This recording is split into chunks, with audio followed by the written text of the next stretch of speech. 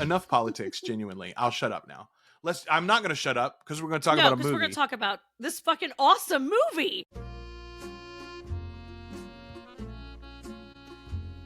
The Articulate Coven is the original, unofficial fan podcast and community for Anne Rice's Interview with the Vampire, The Vampire Chronicles, The Lives of the Mayfair Witches, and The Immortal Universe from AMC and AMC+.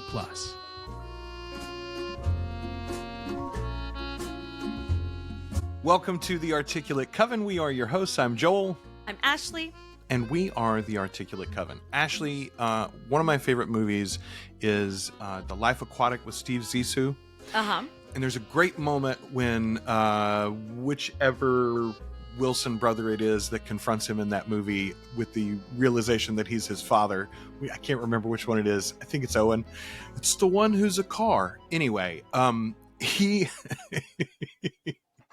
He confronts Bill Murray with this information, and Steve Zissou as Bill Murray, or vice versa, I guess, wanders off, smokes a joint, and then comes back and apologizes. He said, "I'm sorry, you caught me with 1 foot off the merry-go-round. No, 1 foot off the carousel. I think 1 foot off the carousel is the line." That's how you've caught us both this morning. I'll be very frank with you all, Articulate Coven audience. Ashley, you're doing some cool shit at work. You're learning coding right now? Okay, so a little like baby coding. I'm doing I'm learning how to write automated tests for my QA position.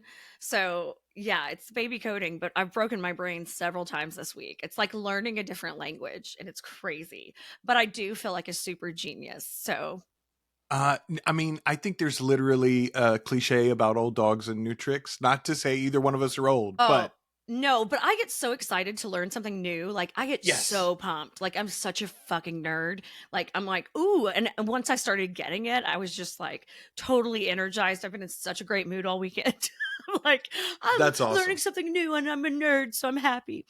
You know, our wonderful friend and sensei Mark Gwynn at Louisiana Tech University, proud alma maters for both of us.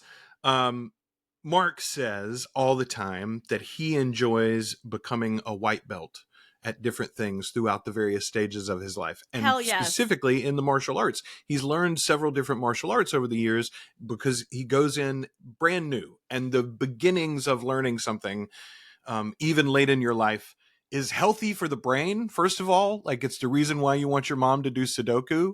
Right. Exactly. This is, this is going to kick Alzheimer's down the hall a little bit longer. So, y'all, okay, so that's Ashley's excuse for why she's off kilter today. My excuse is I'm literally hours away from heading to Boston. I fly to Boston at some ungodly hour tomorrow, like 5:45 in the morning out of Monroe. Don't be creepy. So if we film during the week next week, which I think we're probably going to try to for our next Merrick Book Club episode. yes. Which, by the way, thanks for the good response on Merrick. Lots of people excited to hear our discussions of that. And I've got some great feedback, by the way, that I can't wait to get to next week. But it is about Awesome. Merrick, so I'm not going to talk about it today. If we film next week, I'll be filming from my hotel in Boston. I'm excited about that trip. Going to be filming some endodontists up there. And then I've the never week been after to that, Boston. I haven't either. Ashley, I can't. I was thinking, I was like, surely I've been. When did I go? But I haven't. I've never been to Boston. Yeah, So I was this just will be my saying first that trip. the other day. I want to go. I'm going to play Dropkick Murphys the whole way there on the plane and, Hell yes. get into the mood. Get in the right mood.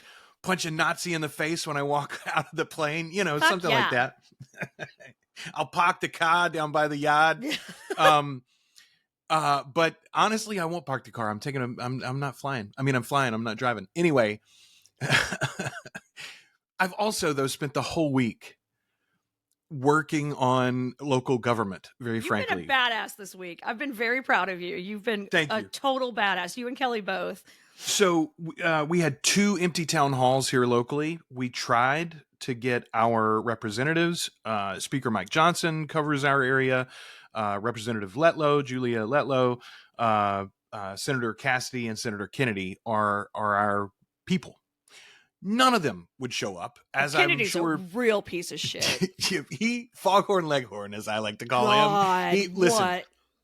Kennedy and Cassidy both. And listen, I know most of y'all are not from Louisiana, and so these specific issues that I want to talk about for a minute don't affect you, but You have these assholes in your state too. Exactly. Like, these efforts are going on all across the country, y'all, and there's efforts specifically to divide us, to set us against one another so that we are not looking at the fuckery that is happening at the highest levels. And I mean at your state. There are people that are going after your reserves and your safety nets, and they are trying to tear your budgets apart. Genuinely, it is the same thing that happened to Toys R Us. And I know that sounds silly, that is. but Toys R Us got bought out by these private equity firms, and they stripped it for parts. Yep. And then they went, oh, and they borrowed a bunch of money on it too. And they went, oh no, you're in debt. You don't have anything of value. I guess we've got to go bankrupt and close your whole fucking business and give all of those people that had a job previously, send them all home. Oh no, they've done it to company after company after company, y'all. It is a terrible, terrible business model that is very effective and useful for the people at the top with the most money. And it Yup. sucks for the rest of us. I don't know about you. I was a Toys R Us kid. It is Brett was working for them when that happened. no way, Ashley. Yeah, he was. He was. I did working not know that. Yeah, he was. He was working for TRU. But that same thing has been happening to our government too. The right-wing elements in our country, and honestly, there's a lot of right-wing elements from outside of our country that are affecting this too, and have been for a long time. The attack on the post office is that very same thing. They made a bunch of rules for the post office that made them less soluble on paper than they were previously, and then they went, "Oh no, the post office is going to be an issue, and we got to Look at privatize how dumb they them." are. Yeah. Yeah, but it wasn't. The post office was just fine. Also, the post office is not a business. It's a service. It's a fucking public service. good. Just like you want the DMV to be open. And the DMV doesn't have to make money. It's to serve the public. Right. Just like the courthouse is. The courthouse doesn't make money either, guys. Y'all, that's not the way the government works. And it shouldn't. They work for us. No. We pay for it, and then they give us things and services. That is the way that government works. And the fact that somehow in the last 20 or 30 years, this argument, I'll give them this, and I'll give my own Governor Landry, who I'm going to bitch about for just a minute. Their messaging is fantastic. It's been incredibly effective over the last 20 or 30 years. Their policies are neither effective nor popular, though. That's why their messaging had to be so good. I'm telling you, when you ask about the things that the Democratic Party supports as individual policies without labeling party on it, across the country and in my own state, and in your state too, probably, those policies are overwhelmingly popular. Yeah. Something simple, but a little out there. Legalization of marijuana. Legalization of marijuana has been above 60% approval across the country for decades now. Yep. But the right-wing party doesn't want it. Here's a dirty little secret. So is abortion. Yeah, y'all, it's still very popular. It's still very, very popular. No matter what you may personally believe on. I mean, genuinely, as a right, as a thing that we should be allowed to do for our own body and in our own selves and in our own lives. Yeah, well over 60%. Yeah. Anyway, okay. I'll stop talking generalities. I'll talk some specifics. We had 4 amendments here. So first of all, I had a comment on one of my videos that said, sounds to me like a local people voting on the amendments to be added to their constitution is a good thing. And I would agree. The problem is this. In Louisiana specifically, the legislature effectively does not pass laws anymore. They just put amendments up and then make us vote on them. And the amendments are very specifically structured in a complicated and confusing way so that the average citizen cannot understand what it's supposed to be. Here we had 4 amendments. All 4 of them were exactly, as I said, incredibly complex legalese that specifically and on purpose obfuscated what they were doing. The biggest issue for me, honestly, was Amendment 2, although really Amendment 3 should have been a bigger issue for me. They wanted to put all the way down to 14-year-olds for nonviolent crime. First of all, in the state of Louisiana, if a 14-year-old kills someone on purpose and is convicted of murder, not manslaughter, if they're convicted of first-degree murder, they can already be tried as an adult. and sent to adult prison And already sent to at fucking 14. Angola, like fucking A. I'll remind everybody, by the way, Angola, our state prison here in Louisiana, is a farm prison where those people are put to forced labor for basically no money. Yeah. It's slavery. It is It is institutionalized slavery in the 100%. south of our state, and they want to put 14-year-olds in there. Why? Because 14-year-olds got strong backs. Okay. That was for nonviolent crimes. They wanted to add 14-year-olds to adult prison and 15-year-olds and 16-year-olds, and they were being very specious on the reasoning that would be allowed for their judges to do that. There was another amendment that was about streamlining the process to put judges on the bench again, so that they could do it in special elections with lots of money from the right-wing effort and pack the court with people that would put these 14-year-olds in prison. But the one that I wanted to pick on, because I thought genuinely it was the only one that I had a good chance of affecting. If I'm being honest, I was not hopeful about this election. But I thought Amendment 2 we might could do something about. And Amendment 2 seemed to be about teacher pay raises. There's this $2,000 stipend that had been approved previously by the legislature here, except they were now hanging that stipend on this amendment. And basically what it said was, we're going to pay down a bunch of debt that we owe to the teachers' retirement program. They borrowed, the Louisiana legislature borrowed money from the retirement program years ago, and they've been paying it back slowly. Governor Landry was like, we got to pay it back faster. We got to fix that. And once you did that, to give him credit, there would be a benefit as far as the interest savings, right? When you pay off a debt, you're not paying as much in interest. And so those interest payments would go down, and each individual parish would benefit from not having to make those additional payments. Okay, that's true. But he was hanging the stipend on the amount of savings. So any individual, there was no guaranteed stipend at all. Any individual parish could say, oh, we only saved $350 with our reduced payments. And so we don't have money to give any of our teachers that $2,000 stipend. Or we only have money to give 2 of our teachers that $2,000 stipend or something like that. So like it wasn't any guarantee of a pay raise.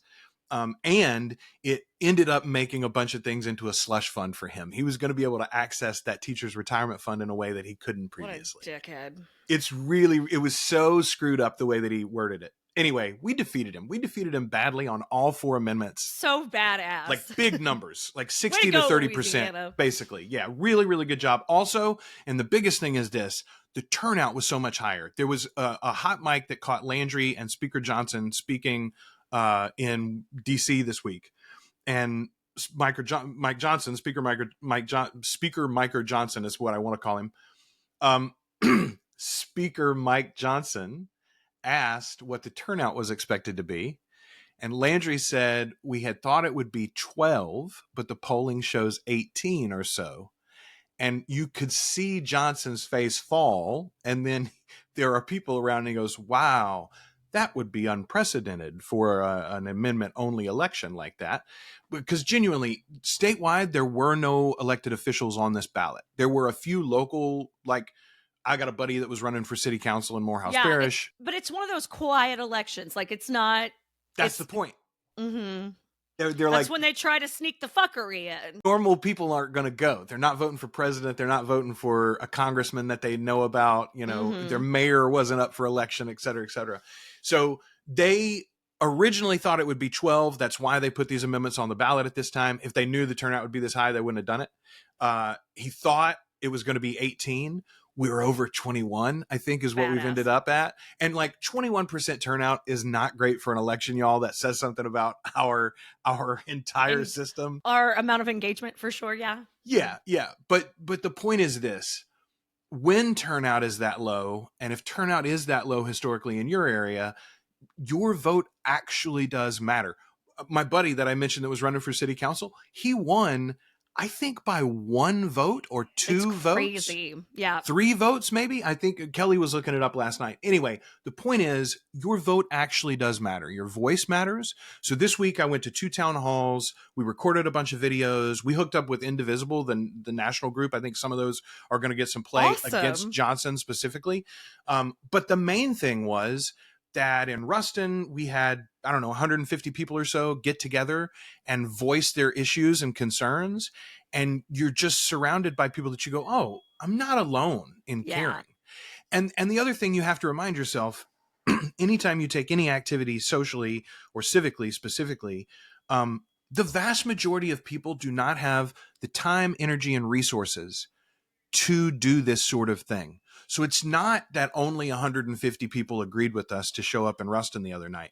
It's that 150 people could muster the energy and time and gas money and a babysitter or all the other things that you might need to get your ass up there and talk at a town hall. It's the same thing for Saturday elections, y'all. It's the reason why our presidential election is on a Tuesday and it's not a national holiday. They don't want you to go vote.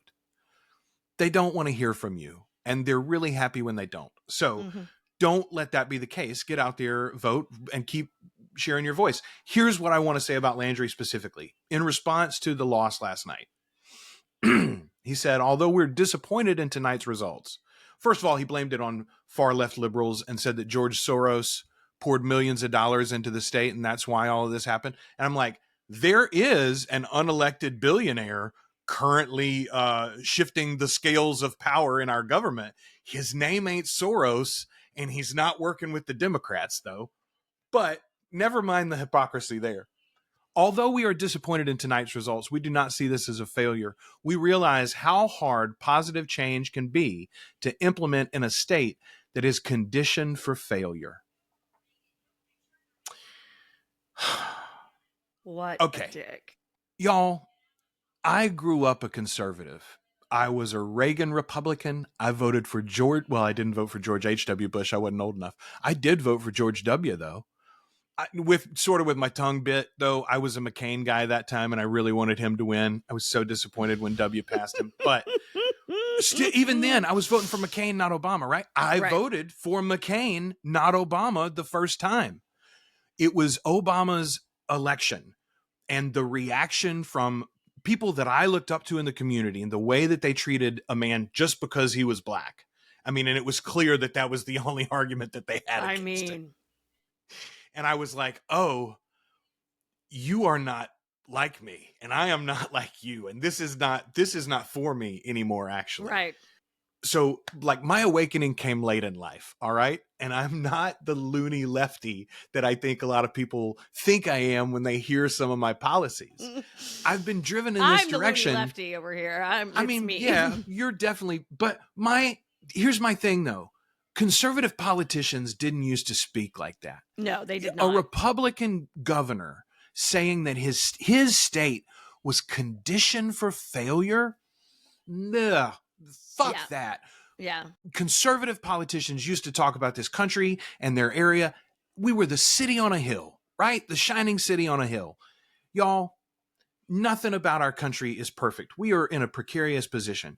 But this system is a wonderful one. It was built to be resilient and evolve over time.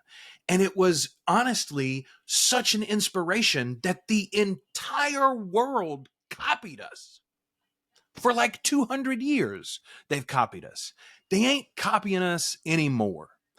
And it's time that we wake up to that. So, like, I'm sorry to go on a rant this morning, but it genuinely, that's wrong. That's wrong for a governor to feel that way about his state. And the fact that so many of our national politicians feel that way about our country, it's like, then stop working here, actually. Yeah, find a new job, buddy. You need a new job. I mean, the slogan in the 70s was love it or leave it, right? So, like, if it's really a shithole, take your billions and go elsewhere. You can afford to leave. Go on, get. Yeah. All right. Let's talk about a wonderful... Let the adults get their shit together. Yes. Let the adults get their shit together. We're going to do better, y'all. All right. Enough politics, genuinely. I'll shut up now. I'm not going to shut up because we're going to talk about a movie. We're going to talk about this fucking awesome movie. It's so good. And I gotta say, this made me want to, because I've said before, I've never been that into like the Universal monster movies. Well, fuck it. Now I'm like, if they're all this good, I'm going to watch them. Well, I'll tell you, they're not all this good. I'm going to go ahead and give you the warning there. They're not nearly all this good. But there are a lot of jewels there, genuinely. Mhm. And the big picture thing that I want to talk about before we even get into it, really, we're talking about Dracula's Daughter from 1936, by the way. It's a Universal monster movie. It is literally a direct sequel to the Bela Lugosi Dracula film. And that's where I want to start. Ashley, the MCU has been this juggernaut for Hollywood for the last, 15 years or whatever Right. now. But like, there is nothing new under the sun. Universal was doing this shit 100 years ago, man. Right. Absolutely. Brilliantly too. I love that this starts like it's like the fallout of the death of Count Dracula. So it's like they're like, who murdered this man? And it's like a fucking legal case at first. It's so fun and not what I expected at all. And you've really only got one actor that carries over from movie to movie, but Edward Van Sloan as Abraham Van Helsing played Van Helsing in the Dracula film, and they bring him back here as he literally like gets up from staking the body as two bumbling cops wander down into the crypt. But yeah, I just thought it's so cool. And first of all, this movie is like, it's an hour and 11 like minutes. 71 minutes. I was like, what the fuck? This is going to be a real quick watch. Bring back 70-minute movies, man. I know we're getting what happens is now we get these on TV, right? This would be a particularly special episode. I think about, okay, in Westworld a few years ago on HBO, there was a great episode that just focused on one Native American. Mm-hmm. Did you watch Westworld? I watched the first two seasons. I think this is in the second season, but there's maybe I watched the first season and a half. We just focus on this one character for like an entire episode, and it is like a 70-minute movie, and it's brilliant, but also it connects to this broader ongoing story, right? Which is exactly what the Marvel movies are trying to do. Now, the problem is, especially the Avengers ones tends to be 3.5 hours long, and it's not, it's like Lord of the Rings instead of these 70-minute little bite-sized things. But I do think to myself, okay, that is what Daredevil's doing, for instance. Daredevil put out 2 great episodes this week. One that was just like a bottle episode and a bank robbery. And then another one that has 2 parallel stories with Kingpin and Daredevil going through their own separate hells. And it's like, yes, these are amazing because they are little mini movies. They tell a totally contained story in some ways and are satisfying little bites of info, but also, if you want to follow up with these characters, you can. There's a bunch of other Dracula movies after this, for instance. Right. There's House of Dracula, and Dracula shows up in House of Frankenstein again, too, So, and they're all, again, connected. You have crossover actors, you have crossover characters, and in theory, the adventures that you've had with these characters go on. I don't know why more film studios don't try to do. I mean, I know they've all tried to do it and most of them have been unsuccessful. Why can't Universal figure this out again with their monsters, at least? Well, I mean, people have to be into it and interested in it. And their last few explorations have not been that great. I mean, that Tom Cruise Mummy, come on. Go fuck yourself. That was not a good movie. That was not a good movie. Yeah. Like, I don't want to. No, that's not the kind of thing Tom Cruise needs to be doing anyway. It was just like, fuck you. This is not good. This movie, on the other hand, I was fucking into it from Jump Street. I liked the goofy cops. I was like, this is a good time. I was like, everyone's mid-Atlantic accents are so delicious. Yes. Like it's very theatrical. There's so much of it. Like every set looks like a theater set, and it has this real, like, it had a real like theater vibe for me. And I really, really dug it.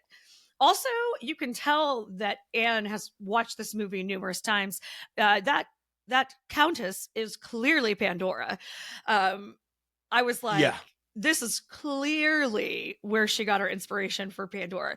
I kept thinking about her beautiful arms. I was like, this woman has gorgeous arms. And then I was like, oh my God, I sound like fucking Marius. What the fuck's wrong with me? No, I think, so Gloria Holden is who we were talking about there. She plays Countess Maria Velasquez, or Dracula's daughter.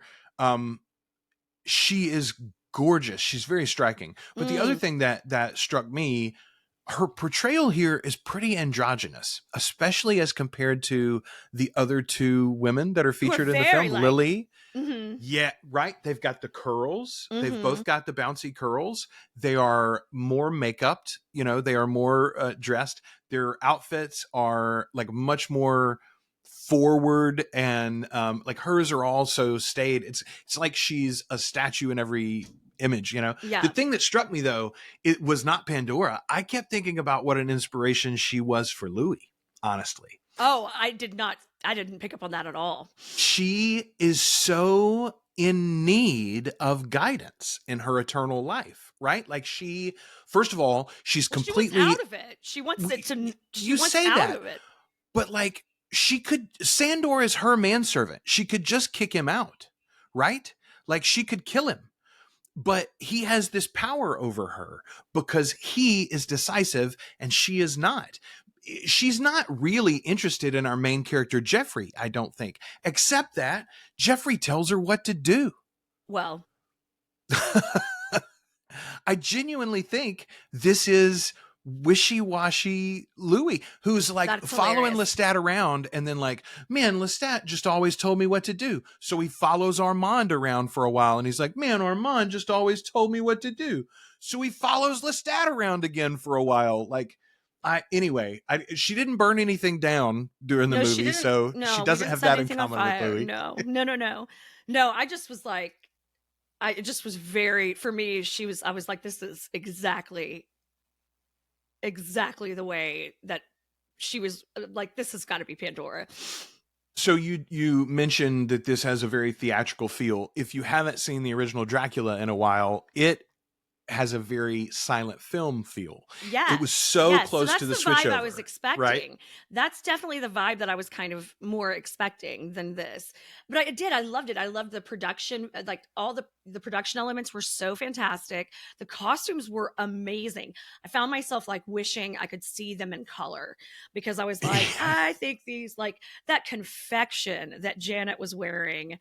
Where's Ted Turner when you need her? Oh, Need him. God, I was just like, this is fantastic. Everything is beautiful. So Holden, specifically Gloria Holden as the Countess, she started on the stage. She had a long career in theater, and honestly, I'm looking here. When did she start in film?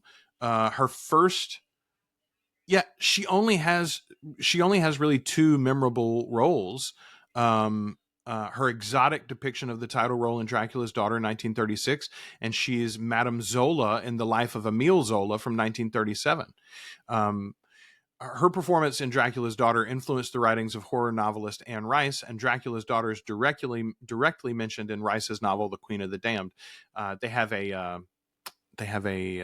bar named Dracula's Daughter, right? That's right. You're totally right. So I forget all the time that these Universal monster movies, most of them at least, and Dracula specifically, Dracula is not a period piece, right? The book and the novel Dracula is not a period piece too. We have to remind ourselves of that. It was set in the moment that it was released in the 1890s. And the movie is also set in the very early 1930s. This movie, likewise, is set in the early 1930s. It's right. It's not a period piece. It's happening at the time. But it's one of those that's like, I don't know. Every time I'm sort of like, oh yeah, this is like if we made it today, right? They'd be going through the current apocalypse, and I don't know what Dracula would do. Plenty of evildoers to feast upon. He'd have so little time to make it to the polls, Ashley. Yes, he wouldn't. After dark. So Van Helsing gets caught in the act by two of the... I think these cops are just lovely as a comedic pair. God. They're brilliant. I think, again, this is something that we forget, how much comedy there is in these Universal monster movies. I do. I was this was really funny. This had some really funny parts. It wasn't taking itself too seriously at all. So I don't know. This was not at all what I was expecting from this movie. Again, it's like, I was having this conversation about Shakespeare recently with my son, and I was like, you got to remember, like, Shakespeare was making plays for like the average Joe to want to come see. I mean, the Queen would come see it too, but like the dude on the street could pay a shilling or whatever and get in and stand and watch the play. And they did, Absolutely. and they loved that shit. They loved some of them better than others, obviously. They really liked the bloody stuff, for instance. Well, you know, Um, don't but we all? these movies were also, these were mainstream, these were big blockbuster movies. These were made for everybody to want to go see. So Yeah. there's a little something for, you know, my little pal Joey, the kid, and there's a little something for mom, and there's a little something for dad. There's a little something for everybody.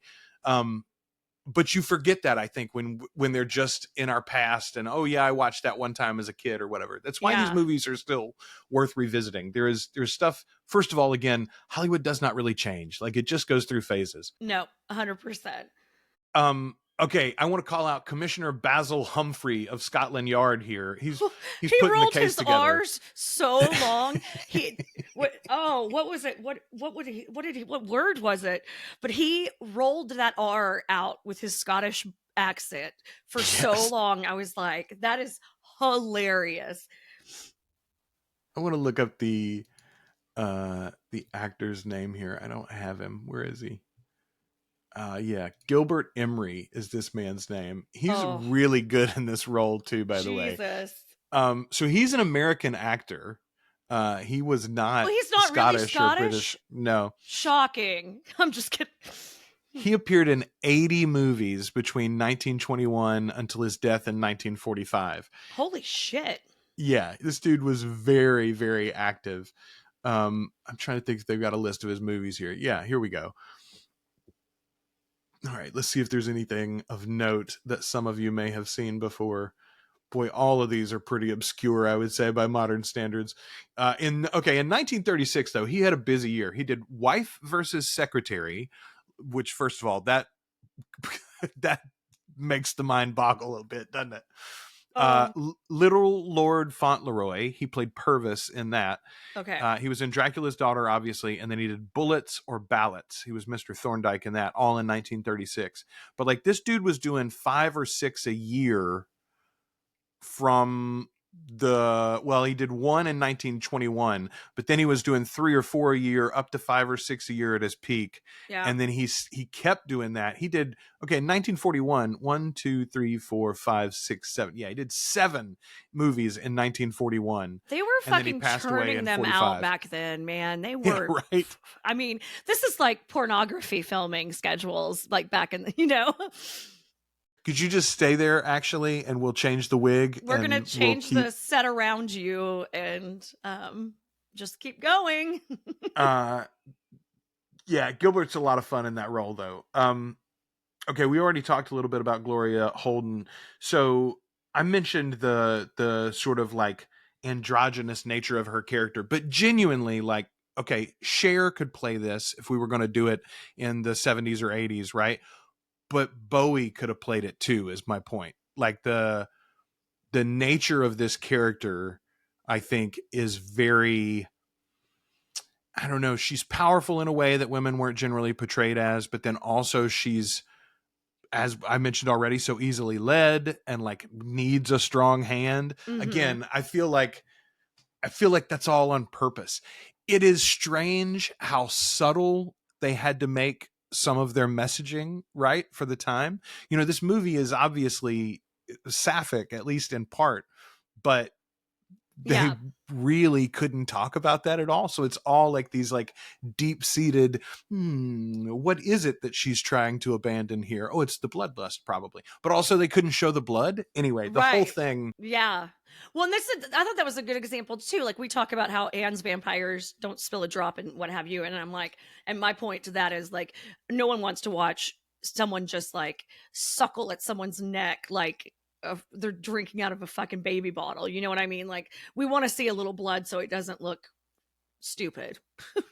Okay. Very specifically, someone says, okay, her first victim in this film is a man. She comes home, she's got blood on her ring. Sander puts her back into her coffin. But then we flash to the hospital, and they're examining this man who is in a bad way, obviously. And they say, if we only knew what caused those 2 sharp punctures over the jugular vein.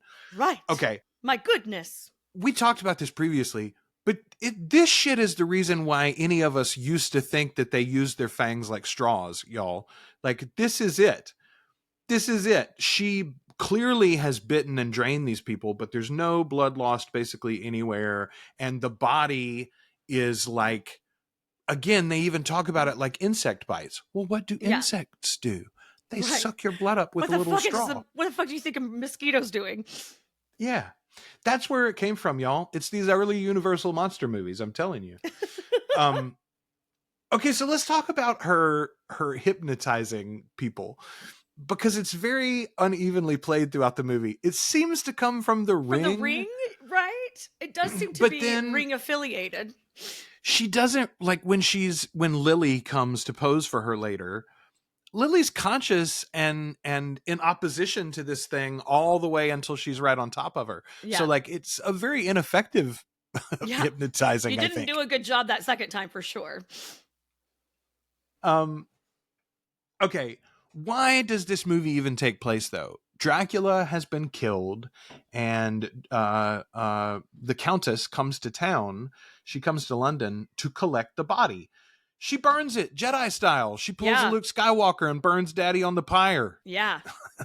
It's a really cool scene, too. She does It this whole is. ritual. Yes, like salting him and all kinds of shit. It was excellent. It looked fucking great. That whole scene's really cool. It's so foggy and like smoky looking. Everything is I don't know. I mean, I had such a blast watching this. It's hard for me to be like even critical about it because I was just like, whee, this is a good ride. Right. We also at the burning, we meet Sandor, her manservant. I mentioned him earlier. Irving Pichel is the actor here. Let me go tell you a little bit about him, because I was sure that I knew this guy. Let's see the movies that he made. He I made a didn't know bunch of anybody them in too. this. I literally knew no one in this movie. I'm looking through the list here, and I don't know that I've seen any of these. He was in Martin Luther, like as Martin Luther. He was in OSS with Alan Ladd and American Tragedy. He's in Oliver Twist from 33. Madam He made a movie Butterfly, in 32? he made a movie in 1946 called The Bride Wore Boots. Excellent. I'm not recognizing any of the. He was in Cleopatra in 34, Swamp Water in 41, but I don't think I've seen any of these. I don't know where I saw him before. Oh man, he in 1936, same year as Dracula, he was in General Spanky with Spanky from the Little Rascals. It was a spinoff. Yeah, this was a spinoff of the Our Gang shorts. Jesus. That's crazy. All right. Anyway, Irving Pichel is really good in this. He is, I think, the creepiest element of the movie, I would say. Yeah, Like, yeah. generally, your lead monster is the creepy element, but Dracula's daughter here is something else entirely. So Yes. Sandor is who we're worried about the whole time, I would say.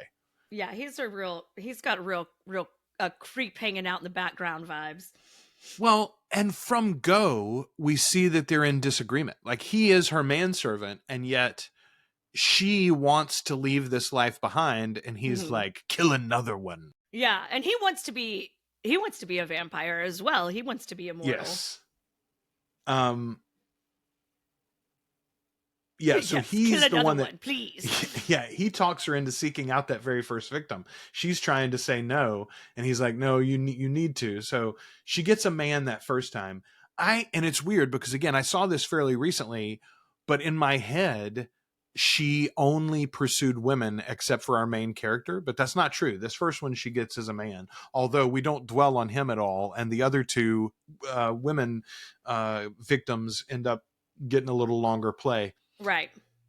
Okay, let's talk about Otto Kruger for a second. He plays Jeffrey Garth. He's a psychiatrist friend and former student of Van Helsing. And he comes into this movie because Van Helsing's on trial for the murder of Dracula. And so he's like, who could help me?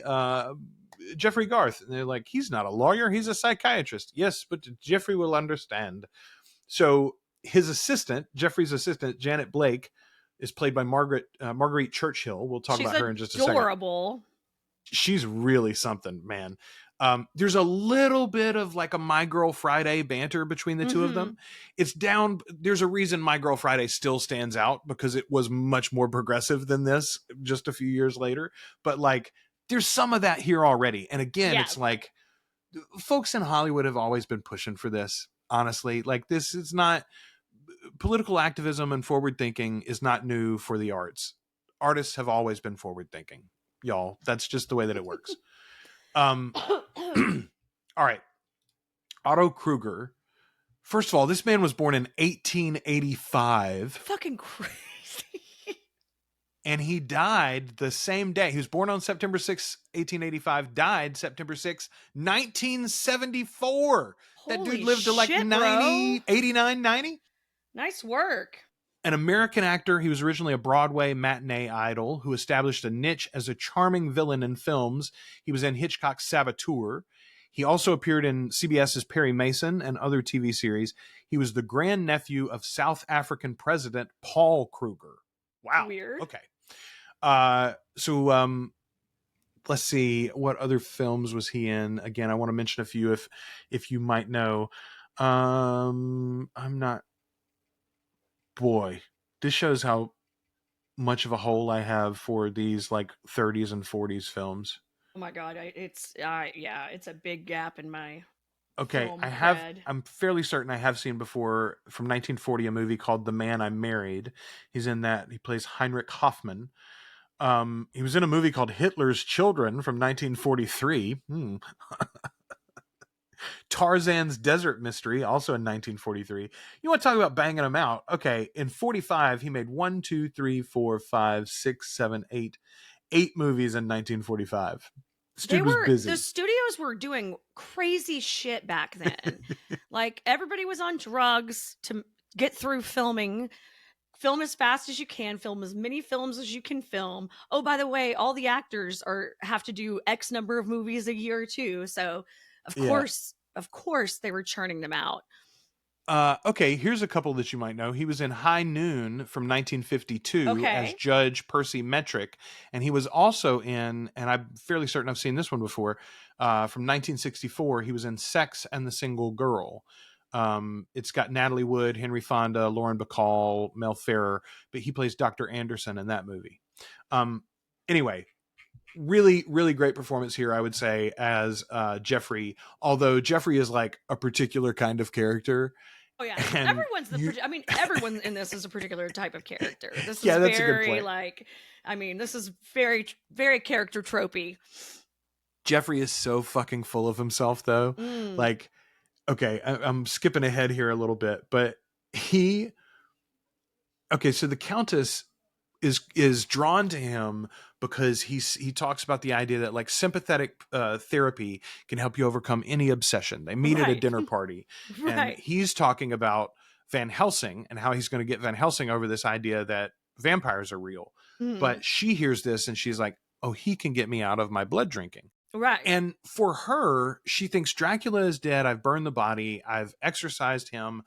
I shouldn't have this compulsion anymore. Yes, but it's still there. Killing him is going to release me from this fuckery. Y'all, I don't think this movie is about vampirism. Ashley, I get the feeling that maybe this is about same-sex attraction. I mean, it certainly could be. I mean, I genuinely think I think this movie is very, very much playing on that idea. And of course, old Hollywood, I think this is pre-code, but there was the Hays Code that came out where literally if you showed someone that had any same-sex attraction, for instance, that had to end badly. Those people had to be punished in the film. They had to die. This is where the idea of like fridging the gays or whatever comes from, is they used to literally do that. You'd have to kill the gays in your story so that we knew that's not the lifestyle you want, right? Same thing if you were a criminal. It's like, and honestly, even a lot of films into the 70s and 80s continued to do this to a way. Think about Goodfellas. Like, Goodfellas doesn't end that well for Henry Hill. And it's going back to the idea that James Cagney's got to get shot full of bullets at the end of the movie, right? It doesn't matter how much we enjoyed his gangster along the way. We've got to be reminded Law and Order is the way at the end of the thing. I think that part of it, more than anything, is what Anne Rice was so attracted to. And it Right. is such a through line through her works, and that she goes the other direction. And her others do find a happy ending so often, even though they go through trials and like life is hard for everybody, but they are not, as a rule, they are not punished for who they are within No. themselves, which in this film, you know, the Countess is. She is Right. inwardly tortured by her nature. Yes. Don't be like that. Who you are No. is just fine, is my point. That's right. You be you. You be you, Countess. You be you. Date those Go- pretty girls. Go eat some rich white assholes in Great Britain. Lily, I feel bad for. Lily doesn't have anything. She's down on No, her luck. bless They her should have heart. just gave She that was girl a just- sandwich. She was just sweet and pretty, and bless her little heart. So there are two really funny lines at the dinner party, though. When the Countess first shows up, the woman that's hosting it says, "My guests are dying to meet you." And then Countess is offered some refreshment, and she says, "Thank you. I never drink wine." Wine. Which is a line from the original Dracula, and it's I from the love novel it. too. But yeah, that's one they absolutely brought back. So Janet, who we mentioned earlier, the assistant for Jeffrey, is like, they play her as jealous of the Countess and Jeffrey's interest in her, but Mhm. genuinely, she's the only character in the movie that sees that this is someone not to be trusted. Right. She's the only one with a brain. She's the only one that has enough self-awareness and enough of a lack of ego to fucking realize that there's some shady shit happening. Okay. Here's a good example, by the way. All right, so our fellow playing Jeffrey was born in 1885 or something earlier. Marguerite, ostensibly his love interest in this film, born in 1910. Yeah. Y'all, she died January 9, 2000. This is Yeah. not even that long ago. Her career lasted over 30 years. She started in film from 1922, went all the way to 1952. She was John Wayne's first leading lady in a movie called The Big Trail from 1930. Get it, sis. Right? I loved her. I loved her in this. I loved her character in this. I had so much fun. She was so She's fun. sassy. She's I do making love prank phone calls and shit. I'm like, this is silly. This is silly shit, and I love it. And it's one offhanded comment. They don't ever circle back to it. She is a countess too, or well, she's a count's daughter. So technically she's not a count yet, but that's the reason she's allowed to be so impertinent, is that she's nobility. Yes. And she's just, roughing it out here as a secretary right now. And nobody really knows why she's doing it at all. She's just so sassy and uppity that they allow her to do it because she's rich and she's, her family's, got power. Again, it's just one little tossed off comment, but I was like, she just couldn't be a girl. She just no, she just couldn't be a girl. Okay. Jeffrey is talking to the Countess about her obsession that she won't exactly name. But again, he's not poking. He's just giving her information because he's so full of himself. He says, yeah, the sympathetic therapy can work. It can release the mind from any obsession if they have the will to be free. Yeah. He talks about how we would confront alcoholism, and he says we'd put them with a big bottle of liquor in the middle of the room alone and see if they can stand it.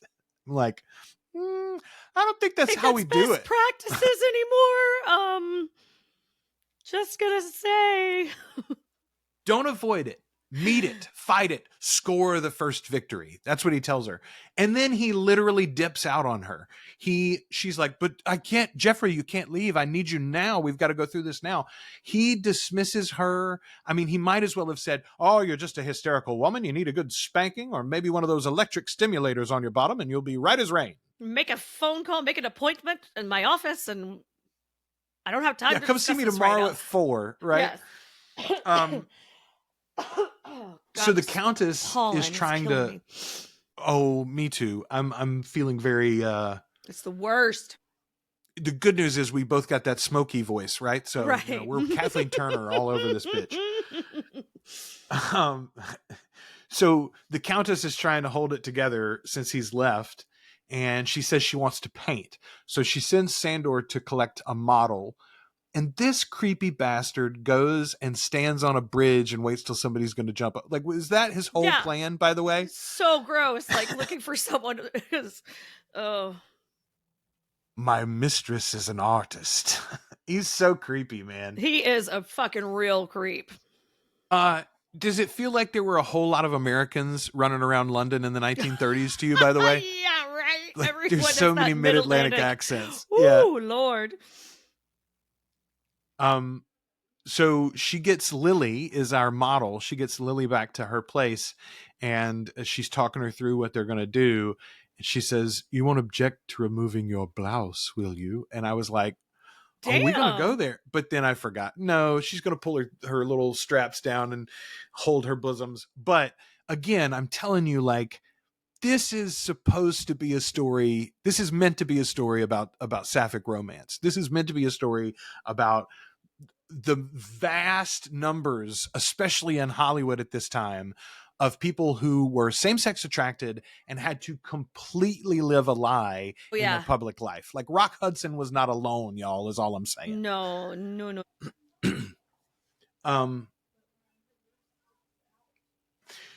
So Lily ends up drained, even though the Countess was not going to attack anyone. She just wanted to paint. She just couldn't help herself. Yeah. So Lily ends up drained, and it seems like she's got amnesia almost. She's at the hospital, and they're basically like keeping her sedated. Jeffrey is trying to fire Janet, which I thought was a funny scene. Like, he's telling her your prank calls were bullshit, and I can't have you doing you're that. Unprofessional. I can't have this in my business. You're unprofessional. She's like, you can't fire me because I quit. Meanwhile, though, they call him and he needs to go downstairs to see Lily. They're like, we've got this odd case we need you to come look at. But why do they need a psychiatrist to come and look at the woman that's been drained? I'm not sure, but fine. It's in the script, Joel. Yeah, right. But he just tells her to grab the notepad, and she's like, I thought I was fired. And he's like, don't, just come downstairs and be quiet. So yeah, she does. She follows him down there. And this is the part where they say, what about those marks on her neck, like insect bites? And I'm telling you again, they were, and I think it was literally because they couldn't show blood. Mm-hmm. They couldn't show gore. But like these movies and their depictions of vampires is why we all thought they drained them like insects do. I'm telling you, that's where it came from. Oh, okay. Jeffrey's answer to this problem, he's like, just shoot her up full of adrenaline and call me when she's awake. What the fuck, dude? You are not a medical doctor. And I mean, he ends up killing Lily. They don't interrogate her right away. It takes a little while for us to get back to that. But to me, it is not any doubt at all that he killed that woman by rousing her so quickly. Like, they were giving her not injections. They were giving her infusions, right? They were giving her blood infusions, right, or transfusions, whatever. So like she was going to be fine, I feel like. By the way, we haven't mentioned her yet. Nan Gray plays Lily. So Nan Gray was born in Houston, Texas in 1918, and she passed away in 1993. She went to Hollywood at the age of 16 with her mother for a holiday. She was persuaded by a friend to take a screen test and ended up in movies afterwards. She attended school at Universal Studios, which was operated by children who had film contracts, or operated for children who had film contracts, excuse me, not by them. It's like, that's double child labor. So she was in a 1934 film for Warner Brothers called The Firebird. That was her debut. She was opposite John Wayne in 36 in a movie called Sea Spoilers. And then she did Dracula's Daughter and The Invisible Man Returns in 1940 for Universal. And then her, probably her most popular movie was a 1936 musical comedy, Three Smart Girls, as well as the 1939 sequel, Three Smart Girls Grow Up. So there you go. Excellent. Lovely. Yay for Nan Gray. Yeah, again, lovely. The way that they, man, let's just say a little applause here for black and white filmography. Like, I know you mentioned earlier you'd love to see these costumes in color, but the thing is they're probably not even pretty. They're probably like whatever they need to be to look good in black and white, you know, like wearing your green lipstick to make it look like red. Yes. but what a fucking art form. Again, Yeah. like the way that they could show, especially with a good transfer. Like I watched this as a rental from Apple TV. Zach Brahani mentioned the Blu-ray set in the latest collection of the Universal Monster movie. He said he upgraded to the Blu-ray Monster Universal collection for transfers like this one, which is apparently great. But like, if you get a high quality version of these films, the level of distinction that they can show with only, shades of gray Right. Yeah. effectively It's is incredible. really breathtaking. It really is. And it has its own charm. I think even in the modern day, again, like I joked about bringing in Ted Turner to colorize all these, but like there's a reason there was such an uproar about the biggest reason about the uproar about that is people were worried at that time about the loss of the originals, right? If we have Mhm. these colorized versions in circulation, heavy circulation, and people will lose over time the original versions, and we've lost, some very important historical art. It's the same reason why nerds like me are worried that George Lucas is going to keep us from ever getting a real good copy of the original Star Wars movies. Like, I don't prefer those, if I'm being honest, but they do need to exist and they need to Oh, be out they're there. wonderful. Yeah. Um, all right, where were we? So he has her shot up full of adrenaline. Basil, oh, this is such a good moment. All right, Basil is arguing with Van Helsing because now we've had two victims that they know of, both of them drained, both of them amnesic. One of them has already passed away, I think. Lily is not doing well. And Basil is saying, well, Dracula must be back. His body Right. disappeared, and then two people were drained, like you're telling me. And Van Helsing is saying, "Oh, it couldn't be him," but this does look like a vampire.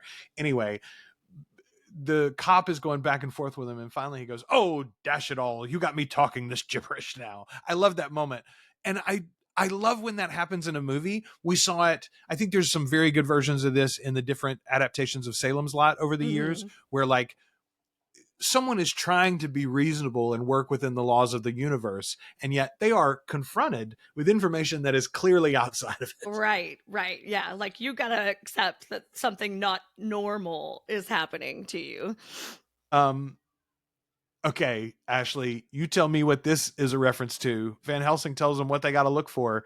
He says, there will be a box of earth somewhere near at hand, Geoffrey. A box of its own native soil to which the vampire must return every night. Your We vampire knew that. box. Yeah. We knew that already, didn't we? Get in your dirt box. Vampire boxes. I do like the moment where Van Helsing reminds him that there won't be any mirrors about, and Jeffrey's Yes. suddenly like, my new girlfriend. She Her mentioned house that had she no doesn't have mirrors. any It was mirrors. weird. It was weird. When I was in her house, there weren't any mirrors. Okay, here's another example of Jeffrey being a real patriarchal douchebag. I detest vacillating women. Look, we change our So minds sometimes. he had fired her and then called her downstairs to do the notepad. And then the next day she's at work because he had told her to just go back to work. And he's like, oh, I thought you were done with us. I detest vacillating women. I'm like, oh, bullshit, Jeffrey. You're such a piece of shit, Jeffrey. He really is. He needs her around, and yet also continually has to cut Janet down. It's a real pisser.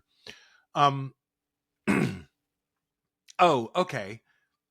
Right in that same scene, he says, come now, anyone can tie a tie because the maid can't tie his bow tie. He's saying this as he can't tie his tie. own That's the reason fucking he's tie. asked these women to do it. Yeah, fuck you, Jeffrey. I tie your So tie bad on purpose, Jeffrey. Go fuck yourself. the Countess comes rushing in, and Janet lies to her about Jeffrey being in the office. And again, they play this as a simple jealous woman thing, but Janet's the only one with a brain in the whole movie. God She's the one bless. that sees from the beginning the danger. And I mean, how often is that the case? You got one woman telling us the truth. I mean, I think Nobody there's wants to literally a listen? Greek myth about it, right? Oh my God. You look, listen. But her emails, Joel. Emails. Yeah, okay. So they are very, very subtle about the sapphic undertones of this story. But it occurred to me about halfway through. I mean, it's there. This is chasing Amy, effectively. This is just chasing Amy. It's a lesbian who tries to hang on to a man and pretend she's not gay, but it can't stick. Cheers. Okay. The Countess confronts Jeffrey at this point, and Jeffrey's got a half a mind that she's maybe involved in all of this. And he says, first of all, he leaves her alone and like is gonna go do another thing. If you think that bitch is a vampire, maybe deal with it right here, Right. Jeffrey, instead of scolding her and waiting on her or telling her to wait for you. He says, I want you to sit down very calmly and decide how you're going to tell me the truth, the entire truth. And then It's he so goes to take care of parental. something else. It's so fucking parental. It's so strange. You think this woman is a vampire, and yet you think she's just going to be, oh, Jeffrey, I'm a vampire. Why don't you stake me? I'm so sorry. I'm gonna I'll have stop to biting sit necks. here. I'll sit here and wait until you come back to kill me. Yeah. What? The Countess decides that she's going to kidnap Jeffrey and take her new beard to Transylvania. That's how I'm going to refer to him for the rest of the film. This is just the Countess's beard. Janet shows up, though, and the Countess decides she's going to take her instead. Again, Janet is what she would prefer. She's just not Janet. allowed to. Yeah. Yeah. Let's have Janet. She's so cute. And again, she's even lying to herself. She's like, yeah, I'm going to use her as bait. Yeah, bait. that's right. Bait. Yeah, bait. Bait. See? Yeah. I'm waiting for Jeffrey to show up. Waiting for Jeffrey. She's going to be my bait, see? Man. Okay, the scene where Jeffrey hypnotizes Lily to get her backstory and like unwind what happened to her. This whole thing is so creepy. This sounds like someone molesting someone. Like this is not. It's weird, yes. And I don't like it. And then literally he kills her. You know, like she has a heart attack effectively and dies. from confronting and dies there on the table. And he says she's dead. And I think I know where to find the one responsible. We do too, Jeffrey. Look in one of those mirrors that are not at the Countess's house. The tiny little mirrors that spin on your little contraption. So he goes looking. He finds the bookshop that Lily had mentioned. He calls in Scotland Yard and Van Helsing to come help him. Basil tells his man. Basil wakes up. What? He's talking to his manservant Hobbs. He says he's going after vampires. Bring him his heavy coat and his revolver. And Hobbs says, vampires? I always understood you went after them with checkbooks. Okay. I need your help, ladies and gentlemen. Understanding gays that. And gays. I heard such a good one. So a friend of mine that's a podcaster opened his podcast apparently now by saying, friends beyond the binary, ladies and gentlemen, boys and girls. And I'm like, because I have always loved the Carnival Barker. The Sleep With Me podcast guy says that's him. Yeah. That's my buddy. You're friends with him? Yeah, absolutely. So you have to remember, I was going to podcasting conferences back when there were only like 4 of us. I know. So it was Holy me and him. Shit. And like Joe Rogan. Not really. Joe didn't go to those conferences. Oh my God. But yeah, man, I've known him for, I don't know, 10 years or so. Super sweet guy too in person. He's amazing. To hours of his podcast. But that is, I thought, I genuinely may adopt that, honestly, because I have always loved that Carnival Barker aspect of welcoming people in. Mm-hmm. Days and gays is what I've said for a long time when I want to do that. But I genuinely feel like friends beyond the binary. God, that makes them sound like superheroes, doesn't it? Yeah. Anyway, I love that. I got so excited about that. I forgot we were okay. Me too. Tell me what this joke is about. He says, vampires, I always understood you went after them with checkbooks. Is this a Jewish slur? Is this saying Jews are vampires? Ooh. Or is it literally just like a poor slur? Is this the poor are the vampires of society and therefore you chase them away with checkbooks? Yeah, I don't know. But it's clearly meant to be a joke. It's clearly meant to be a joke because he says, Hobbs, don't be facetious. Oh, yes, sir, of course. But I don't get the joke. We're just too far removed from it to understand how terrible that particular joke was. But I'm guessing it was bad. I don't think it was a good joke. No, obviously it wasn't a good joke. It does not hold up. So, I haven't talked about it at all. Let's just talk about how badass the score is throughout this entire movie. It is very good. It's very good. and almost all of the Universal monster movies had like pretty decent scores, but this one in particular is like incredibly evocative, and Mm-hmm. it puts you in the place that the film wants you to be in a Absolutely. way that honestly, Interview with a Vampire, the TV series from AMC, which we talk about in our regular episodes often, Daniel Hart's soundtrack for that and his scoring for that is at times almost overwhelming. It's almost been too much for me. There were Mm-hmm. episodes even where we were like, did they have the mix wrong or something? But it's all on purpose, it turns out. Mm-hmm. They were doing this for a reason, right? Yeah. And I think very much it goes back to this tradition of melodrama. And I will make you feel the feelings with this Mm-hmm. fucking violin. Like, don't even worry about Absolutely. it, buddy. And they Um, do. yeah. Um, Okay, so the Countess is now being confronted by Jeffrey, and she says, "You're no longer the sympathetic Samaritan, are you?" Which, first of all, I like. Uh, what is that? Sibilance? Alliteration? I don't know. Alliteration. Yeah, there you go. I like it. Um, so she tells Jeffrey who she is at this point.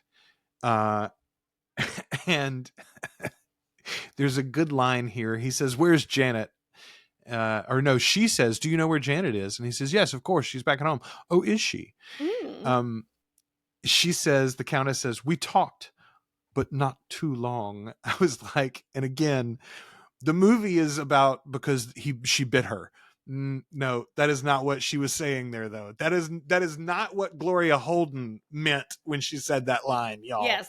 Yes. I believe we call that subtext. Uh, okay. Basil shows up, and this is, I think, the best line in the whole movie. I'm going to use this in my own life. "Look here, Jeffrey. Just what new piece of asininity is this?" Asininity. What new piece of asininity? It's what we wake up and ask ourselves every day in the United States right now. I've got a buddy who posts an image from SpongeBob where it's like one of the characters looking at a sign and it says 0 days since the last nonsense or something like that. He posts it every day on Facebook now. That's I commented with a friend about it. Like, why do we look forward to that post so much? It's like we're that desperate for yeah. normalcy. And we're acknowledging it. So even the normalcy of us saying this is all fucked up is good. We need that yeah. repetition. This is how I'm going to start saying it. "Look here, Jeffrey, just what new piece of asininity is this?" So Jeffrey chases the Countess to Transylvania. I love it. He just fucks off all by himself. He does, but I love when we go to Transylvania, everybody's so fucking happy. Like Yes. they're like, that asshole's gone. Finally, no one's eating us. We are having a lovely time enjoying our fair city again. It's just the cutest, sweetest thing. And then immediately they're like, "What? Oh, I hear the A wolves light in the howling. castle." Fuck, fuck, fuck, fuck!" And they all run off. It's so funny. So Jeffrey makes it to town finally. He bribes somebody to drive him to the Borgo Pass, but no further. And again, like that's straight out of the Dracula novel. Right. The Borgo Pass is as far as they would take Harker too. The Countess is going to trade Jeffrey for Lily and make him her eternal companion. But this pisses Sandor off no end. He was promised eternal life like, previously. Yeah. If you're going to have a companion, why the fuck can't it be me, ma'am? I've already been companioning with you.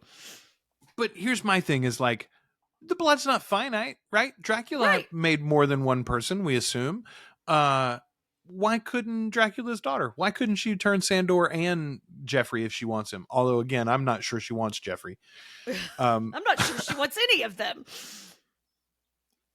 Okay, so Lily is laying there meanwhile on this settee, and it's too much. Oh, sorry, Janet. Yes, Janet's on the. I literally wrote it wrong. Janet's laying on the settee, and it's too much for the Countess to bear. So she's about to take a nibble when Jeffrey starts shooting at Sandor in the other part of the castle. So she's got to run out. All right, here's the other thing that struck me. Basil, Van Helsing, they've shown up. But Basil is just the head of the Scottish Yard. He's got no jurisdiction in Transylvania. What is he going to do here? No, he has no jurisdiction there. He is he's there on his own accord. That is not official Scotland Yard business.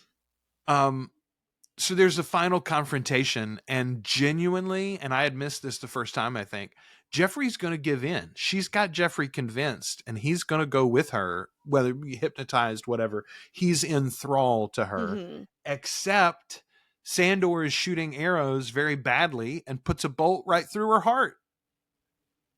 I'm like, well, now it's not. How are you going to get eternal life now, Sandor? I think he did it on purpose. He's pissed. Do you think so? Do you think he shot her first on purpose? I do. I really felt like it was just a miss, because he then immediately tries to shoot Jeffrey as well. But the moment though that she's hit with the bullet, Janet starts to wake up, and Jeffrey also like comes out of his stupor a little bit. Right. Sandor finally gets around to putting another bolt in. He's going to shoot Jeffrey this time, but he's hit by the British coppers. And again, I say, you're going to have some international issues on your hands, That's right. gentlemen. There's going to be a lot of paperwork involved in this, guys. These two bobbies cannot shoot a Transylvanian citizen without proper court order, I don't think. There's no due process here, friends. So Basil finally sees the Countess for the first time here as she's laying dead, and he says, she was so beautiful. And Van Helsing said, she was beautiful when she died 100 years ago. And boom, credits. And then it just like, that's the end of the movie. Yeah. But it is interesting. First of all, I'm fairly certain in the movie they say that Dracula is 500 years old. Mm-hmm. So how did he end up with a daughter just 100 years ago? That's my question. Do vampires in this universe fuck? I think vampires in this universe might fuck. Vampires in this universe clearly fuck.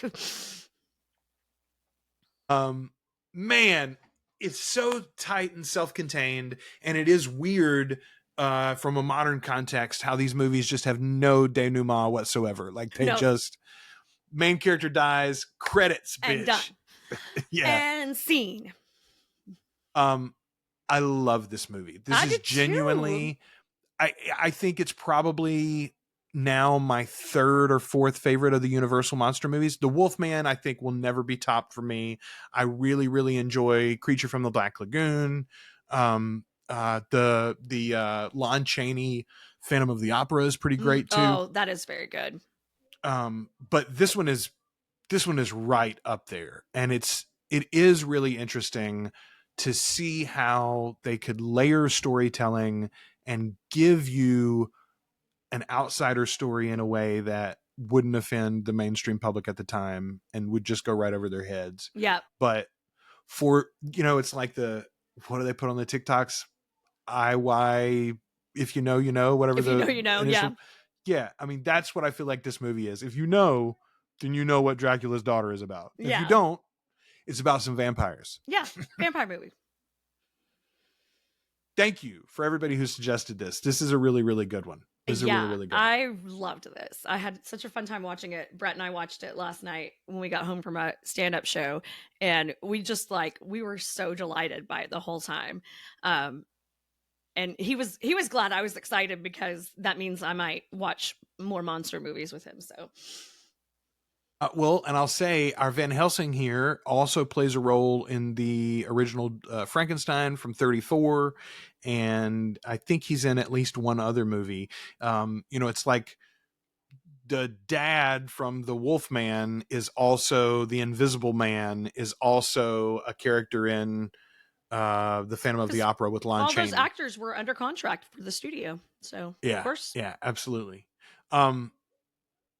I love Universal monster movies, folks. I love these old movies, and I think there is absolutely a through line to the modern day art that we all appreciate so much. And I do think we do ourselves a disservice when we downplay them or forget about them or write them off. Yeah.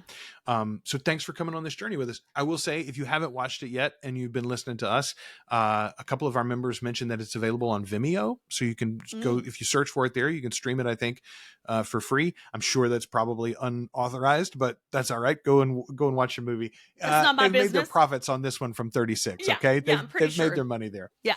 And all of the players are dead as we heard. Technically it's public domain. So is it? Really? Yeah, the story already? is. I think the story is. Oh, the story is. Yeah. Good call. Anyway, I'm really glad we visited that one, and I do think it is I think it already has informed Anne's work, which means that we're going to be able to see these things and influences even in the remaining parts of the TV show that we are so looking forward to.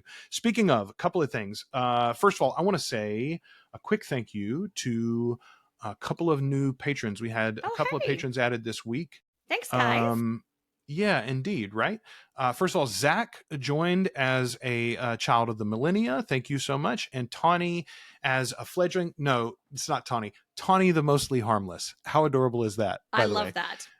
That's our new fledgling. Thank you both. Thanks, that, guys. by the way, puts us at 50 paid patrons. Thank you so much. We have made our goal before our anniversary. We were shooting that for our anniversary. That's so awesome, guys. Thank you so much. On that note, I did some math the other day and looked at some calendars. We passed our anniversary already, Ashley. So we did. I saw it in my Facebook memories. Our first episode was March 7th, 8 years ago. So we are already a little over 8 years. But here's what's cool. Our 100th episode is coming up. Our 100th episode will be the end of May. It's like May 25th is when it will release for patrons. So crazy. This is an audacious goal. We're probably not going to meet this one. But let's make it 75 by the 100th episode. I love it. We're nothing 25 of y'all audacious. come on. Here's what we're going to do for that 100th episode, by the way. We're going to have another live stream. Ashley and I will work out the details because I'm going to be on the road that week in Denver. But we'll work out the details on when the best time for us to get together and do it live. I think probably we'll try to maybe do it at night as opposed to the morning like we did last time. So those of you that are in very, very different time zones, maybe this will be more amenable. You can join us for your early breakfast while we're doing an evening recording something. But we'll do another live stream for the 100th episode. We'll talk, we'll share your questions, and we'll answer some of those, and we'll just enjoy ourselves and enjoy all of this fantastic content that we're getting to talk about finally. Y'all, the world is rough out there, as we discussed in the beginning of this episode.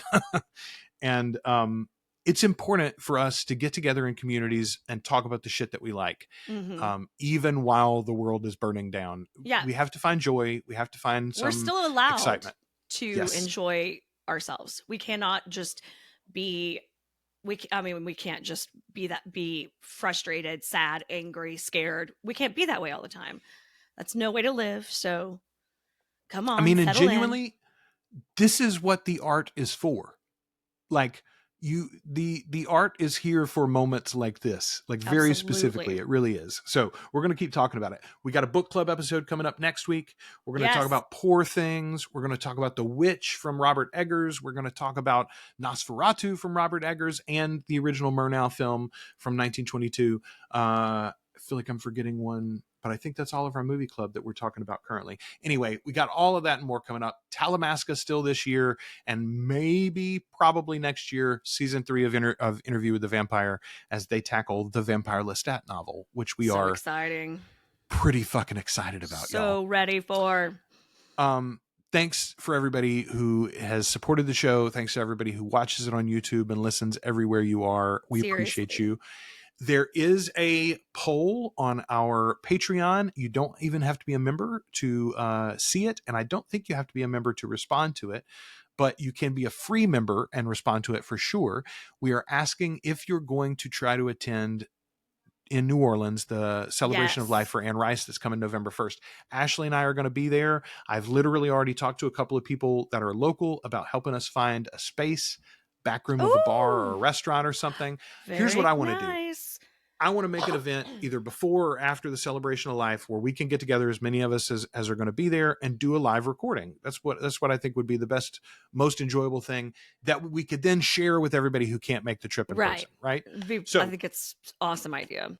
We're going to try to do that. And if you can be there with us, we want to know it so we know how big a room we got to find before you can come. So go find that poll. There'll be a link for that in the show notes. And until we talk to you next week about Merrick Book Club Part 2, we've been your hosts. I am Joel. I'm Ashley. And we are the Articulate Coven.